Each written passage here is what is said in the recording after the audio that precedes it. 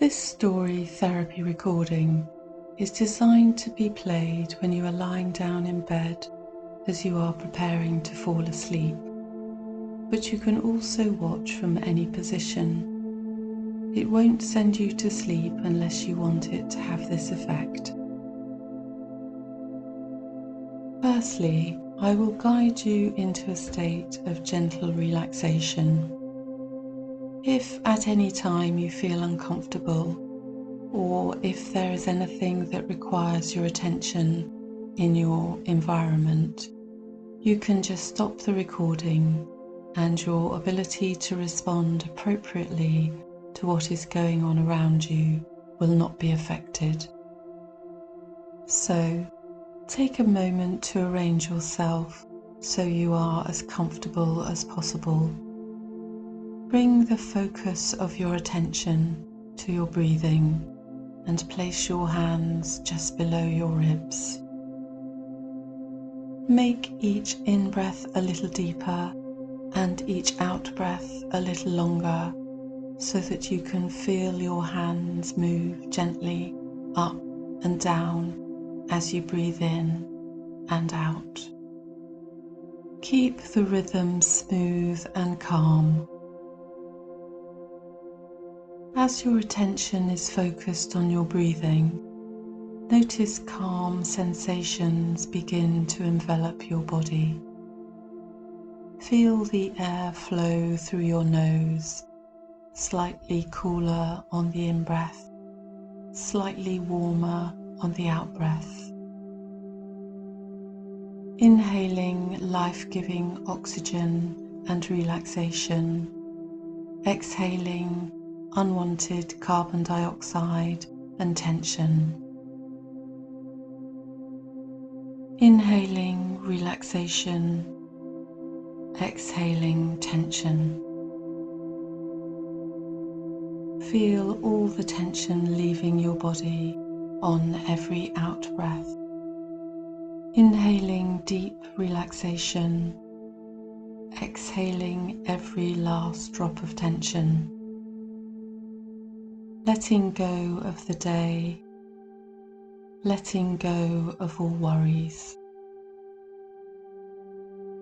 Letting go of the day, letting go of all worries. When you are ready, let your breathing return to normal.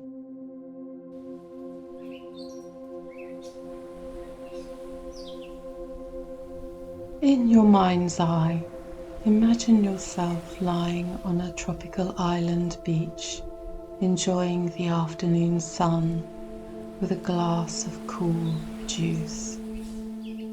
Your head is supported by a fluffy pillow as you lie outstretched on a luxurious lounger. You slowly run your fingertips through the soft, warm sand as you listen to the sound of the azure waves gently lapping at the shore. The fragrant jasmine and orchids combine with the sea air to make an exotic and comforting aroma. You can hear birds singing overhead, and there is a light breeze blowing the palm fronds back and forth, creating dappled shadows across your closed eyes. You feel so relaxed and peaceful, and you think how lucky you are to feel such serenity and contentment. You begin to hear some people talking and laughter in the distance, and you slowly open your eyes to look in the direction of the voices. You see a lady with two large baskets from which she appears to be selling things to the people who have gathered around her. After a while, the lady moves on and walks in your direction.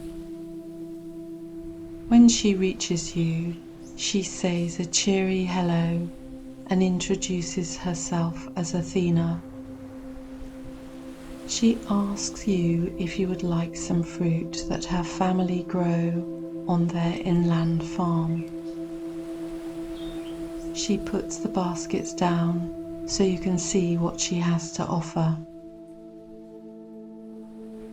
As you sit up to get a better look, the glorious sight and delicious smell is mouth-watering. The baskets contain coconuts, mangoes, pineapples, melons, bananas, nectarines, and what look like papaya, but you are not sure. You compliment Athena on how wonderful the fruit looks and smells, but you ask her how she manages to carry the baskets, as they must be very heavy. Athena explains that she has developed great strength from many years of working on the farm, then selling the produce along the beaches of the island. You would love to buy some fruit, but you don't have any money with you. And when you tell Athena this, she reads the genuine disappointment on your face.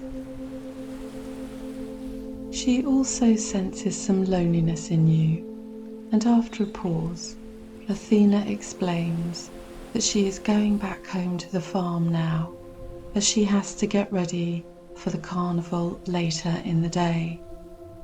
And she asks you if you would like to come along to the carnival as her guest. She says you can come exactly as you are and get washed and ready at her home.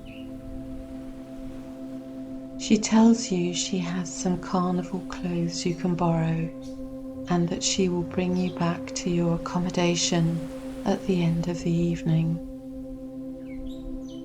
You feel thrilled by this invitation, and although you also feel a little apprehensive, you decide to throw caution to the wind and say yes please.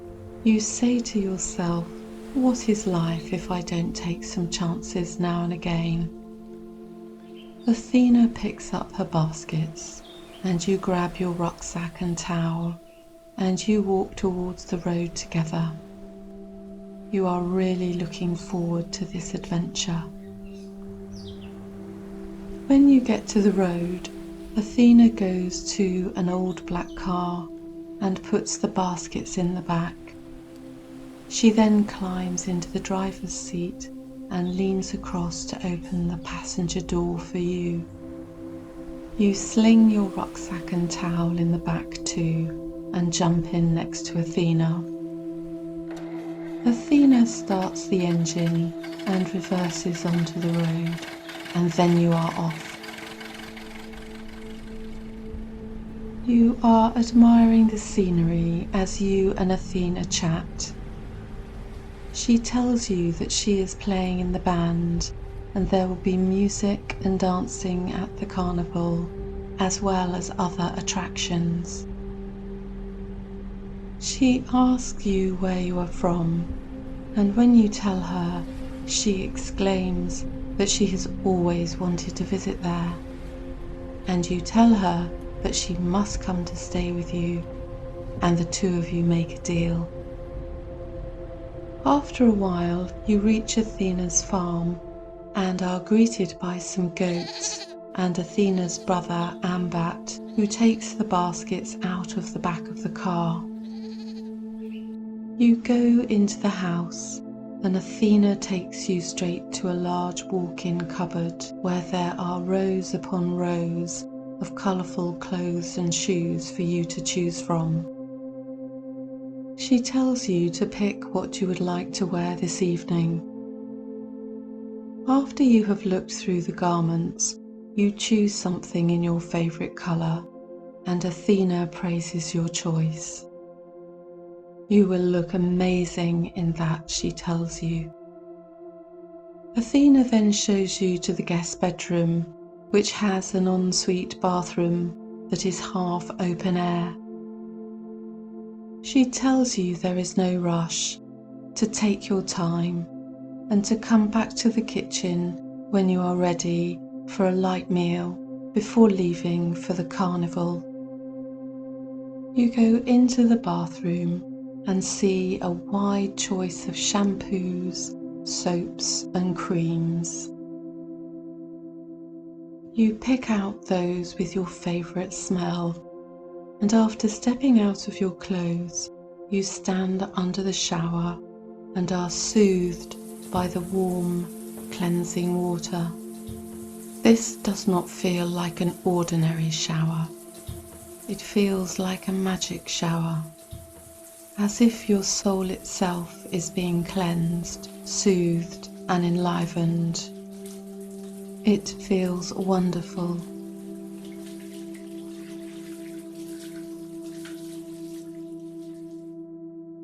When you finish showering, you dry yourself with thick, soft towels and dress in your carnival clothes and shoes. You then go to find Athena and Ambat in the kitchen, where they are waiting for you. They admire your appearance, and they too have changed into their carnival clothes and look fabulous. Ambat has prepared a nutritious salad and fruit cocktails, and all three of you sit chatting and drinking and eating until it is time to leave. Athena and Ambat bring their guitars, and you set off on foot for the short walk to the carnival grounds. On the way, Ambat asks you what is your favourite song, and when you tell him, both Athena and Ambat exclaim that their band regularly plays a cover version of that song. There is a warm, light breeze carrying the sounds of the carnival louder as you get closer. There is a Ferris wheel and some other rides, and stalls for braiding hair and face painting, and for selling local arts and crafts. Athena and Ambat head towards the backstage area where the band will perform.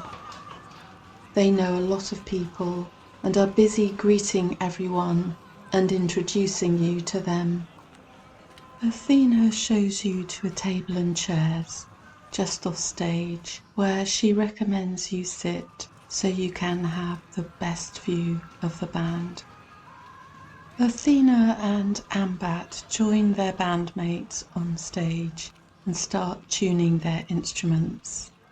And then all of a sudden, the band springs to life. You are tapping your feet and humming along, and you have never felt so much joy at being a part of something, even if it is only a very small, peripheral part. You are watching Athena singing and playing her guitar so beautifully,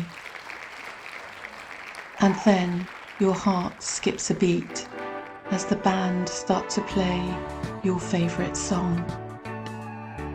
You see Athena beckon you to join her on stage. Initially you are terrified, but you have had such an incredible day and are feeling so confident and happy that you decide to put your fear to one side. You take a deep breath and walk onto the stage and stand by Athena, and as you do so, the crowd begin to cheer and clap. Athena positions the microphone between the two of you so you can start singing together. You are not sure how it is happening, but you hear your voices harmonise and blend perfectly together.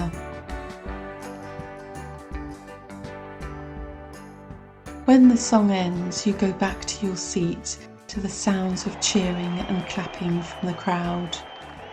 You feel elated and on such a high. From then on, the time flies by as the band continue to play their set of songs, and you join the people dancing, and you have never felt happier as you dance without a care in the world.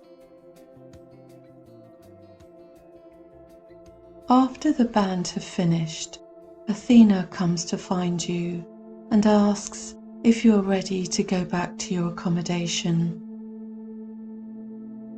Your feet are sore and you are feeling tired from dancing and all the adrenaline from so much excitement. So you are grateful to be driven back to your holiday home. On the journey, Athena tells you how proud she is of you, that you had the courage to find your voice and sing your song for the people in the crowd. You tell her that you have been frightened in the past to speak to people sometimes, let alone sing to them. Athena says, remember, you are good enough and just as worthy as anyone else. She says she hopes you will never again be frightened to be yourself, and that finding your voice tonight will mean that you will always have that courage to be yourself, that you will always have the courage to make your voice heard and to sing your song for the world. She also tells you that it is courage that overcomes the shame and guilt that sometimes keeps us silent. And from courage comes confidence, and with confidence comes the ability to open up to the world, and then the world will open up to us. When Athena drops you off, you thank her from the bottom of your heart, and she tells you she will see you on the beach the next time she brings her fruit. You wave as you watch her drive away, and then enter the courtyard of your small holiday villa, accompanied by the night sounds of crickets and the gentle waves lapping at the shore. You decide to sleep in the hammock under the stars tonight, and you go inside to get a blanket and pillow. As you climb into the hammock and snuggle down for the night, your mind goes back over the events at the carnival and what Athena said to you.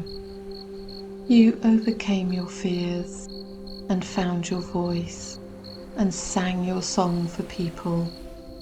You will never again be frightened to be yourself, and finding your voice tonight will mean that you will always have that courage to be yourself, to make your voice heard, and to sing your song for the world. You are good enough and just as worthy as anyone else. It is courage that overcomes shame and guilt.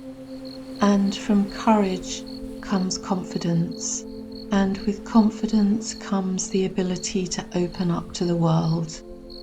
And then the world will open up to you. As you look up at the bright twinkling stars, you marvel at the vastness of the universe, and you make a wish. Slowly your eyes begin to close, and you drift off into a beautiful dream. By and by you stir to feel the familiar surroundings of your own bed at home, and then you fall into a deep, deep sleep.